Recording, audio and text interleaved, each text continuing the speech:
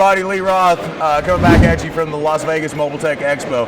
We have Matt from Git-A-Grip, and if you guys have not seen the Git-A-Grips, you need to get a grip. Matt, thank you very much for joining me. So if you're not familiar with, and I'm going to let Matt tell you all about the products here in a second, but if you're not familiar with it, Matt makes the large den umbrella, but mainly the suction cup.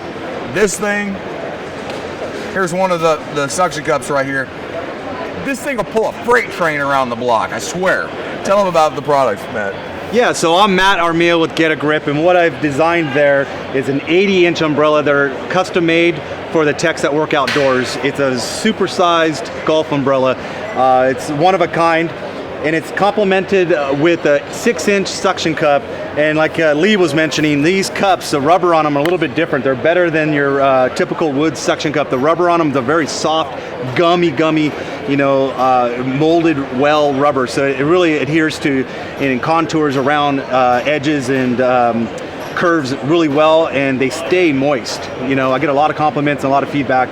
So essentially the tool here is just you attach to your car. If you're a technician, anyone that does wheel repair, windshield repair, interior repair, bumper repair, detailers, anybody like that working on cars, reconning them, this is a great tool. It's a must-have. If you're working outside, get yourself an umbrella. Absolutely. Get it out of the sun.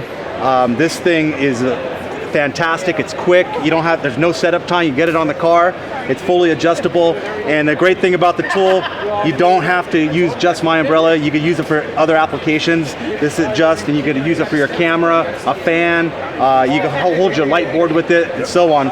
Also, the other tool I don't have with me though is the strong arm, and that is for technicians that are using heat. If you're a guy that uses heat on your dents, which I recommend all technicians, if you're working on aluminum, if you're working on some sharp smash body line dents, you're going to want to put some heat on it. And so I also have an articulating arm. It's 36 inches in length, and it allows you to put any kind of heat gun on it. It also has a little ram claw on the end, and it'll allow you to also put a plug-in heat gun, a propane heat gun, a battery-operated heat gun. So it's a fantastic tool. It's very stout.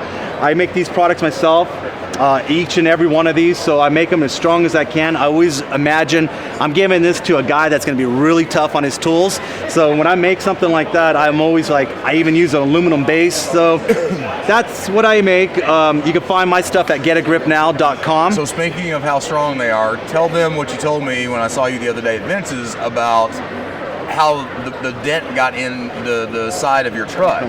Yeah. So what I did on my website, if you guys visit the site, you'll see a video where I actually attached this to my vehicle, my Tacoma truck, and I put it on the side of my truck, and I actually filmed me going down the road, and I got up to 36 miles per hour, and you can see that at getagripnow.com. And what happened when I was all done, the umbrella just doing this, as I'm traveling, and the suction cup just put little waves in the side of the bed. Yeah, the side of the bed of his truck looks like this now, so next time, I think we're going to have a blending competition trying to fix his truck. So. Yeah, definitely. It's a non-paying job. Someone wants to pay me, I'll fix them, but yeah, it's one of those things. I was talking to Luke about that a minute ago. Our vehicles is always the last one to get repaired. Yeah. So real quick about the industry. I mean, you've been in the industry for how many years now?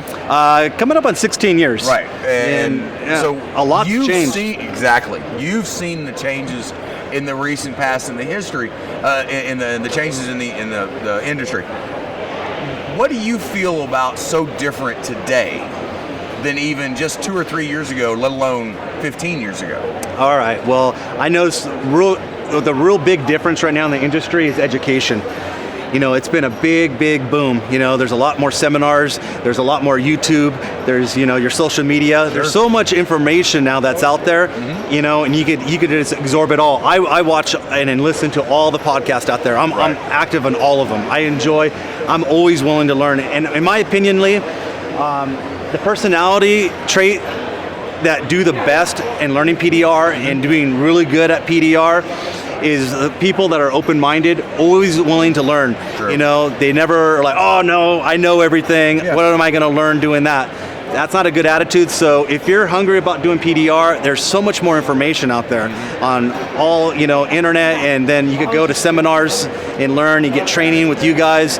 There's a lot of opportunity for new people looking to get in the industry. It's almost impossible, you know, to not find some sort of education and how to do it. So for me, I know that's a big boom. And the tools that are everyday techs now are starting to come out with their own tools like me. I still push, you know, 5 days a week, and I'm still doing, you know, tool manufacturing. So there's a lot of those little guys like me that are also making little one-offs and, you know, small tools. And there's a lot of neat stuff coming out, like really you're saying, cool. Yeah, from so smaller companies. I'm buying tools constantly. Oh, you know? Constantly, you know, because it makes me money, you know.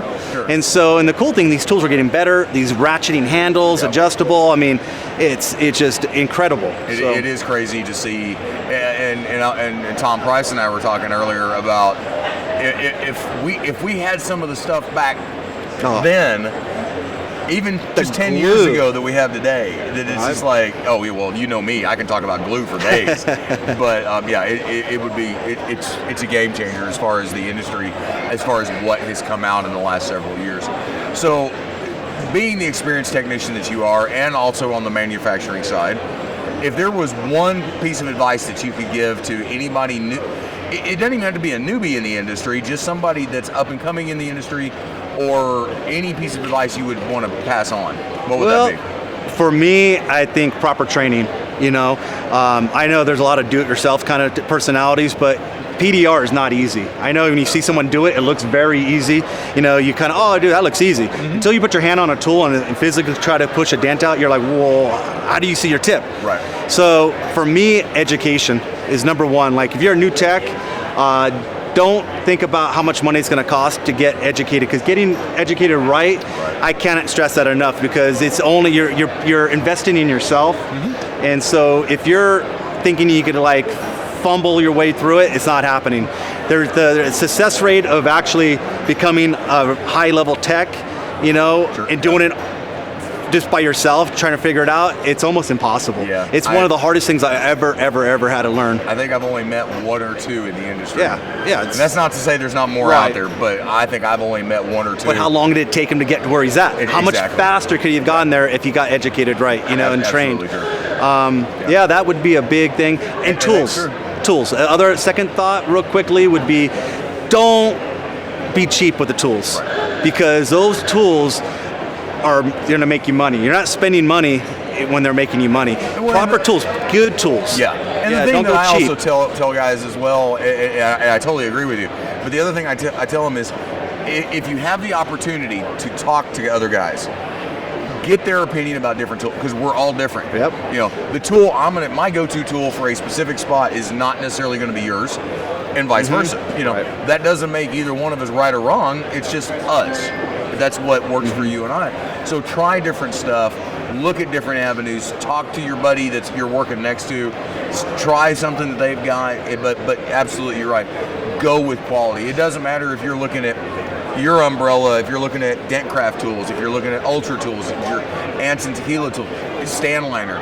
They're all high quality tools. Yep. You can't go wrong. They're all the great tools. Yeah. But you got to find what fits you.